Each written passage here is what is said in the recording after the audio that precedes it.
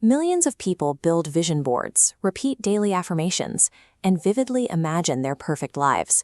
Yet for the vast majority, their day-to-day physical reality remains stubbornly identical to the exact day they first started this practice. The breakdown happens at the emotional baseline.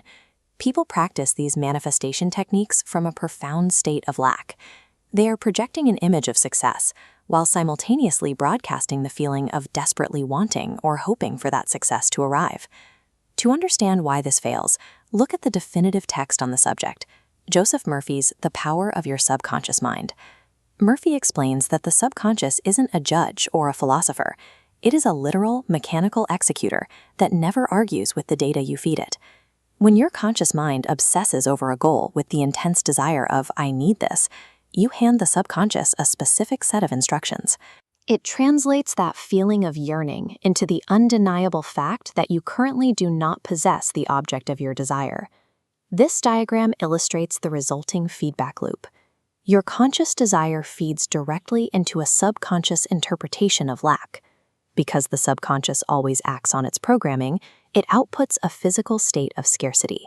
It flawlessly executes the command to keep you exactly where you are. The mental image of your goal is nothing more than a structural blueprint.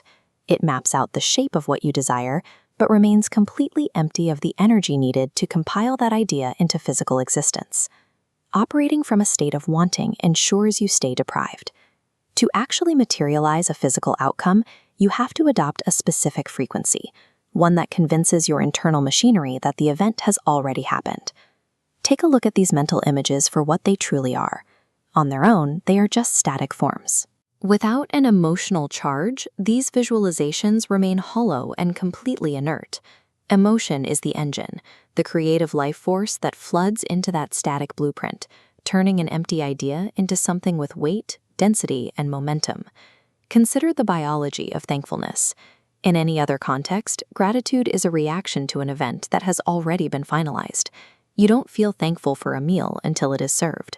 By generating this specific feeling, you use your brain's internal logic to signal that the desired outcome is a present tense completion. Normally, you receive a gift and then you feel thankful. But we are reversing that chronology. We are using anticipatory gratitude, forcing the sensation of profound thankfulness for a specific event before it ever materializes in space and time. When you feel genuine gratitude in advance, you deliver an undeniable data packet to your brain.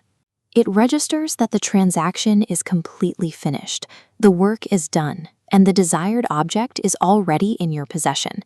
This specific emotional trigger forces a hard reset.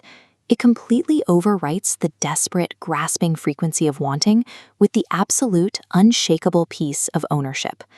Look at this model of the mind. The conscious mind acts as a rigid gatekeeper, an analytical firewall guarded by logic and anxiety. Try to force-feed it visions of massive future success, and the gatekeeper evaluates the data, labels it unrealistic, and immediately rejects the input.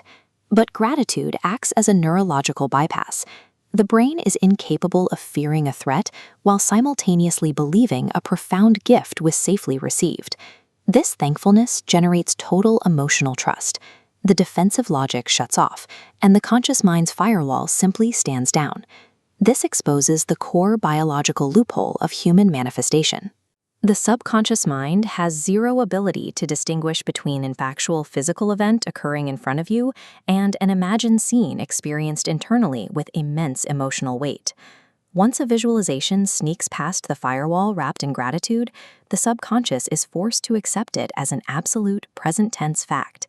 It immediately goes to work executing the code to match your external world to that new internal reality. With the new programming locked in, your subconscious takes over. It runs silently in the background, 24 hours a day, constantly scanning for variables and pathways that align your physical environment with its new baseline code. You start to see tangible results. Your daily habits spontaneously shift without discipline.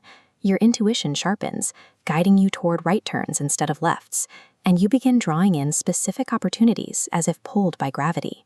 Because the subconscious is doing the heavy lifting, achieving this state of emotional coherence eventually requires zero forced effort on your part. This internal shift replaces the frantic energy of a beggar with the calm, magnetic presence of a possessor. You begin to walk through the world with the unshakable expectation of someone whose needs have already been met.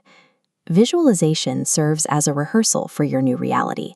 By practicing the joy of possession right now, you inhabit the role of an active architect, directing the subconscious to build the world you have already decided is yours.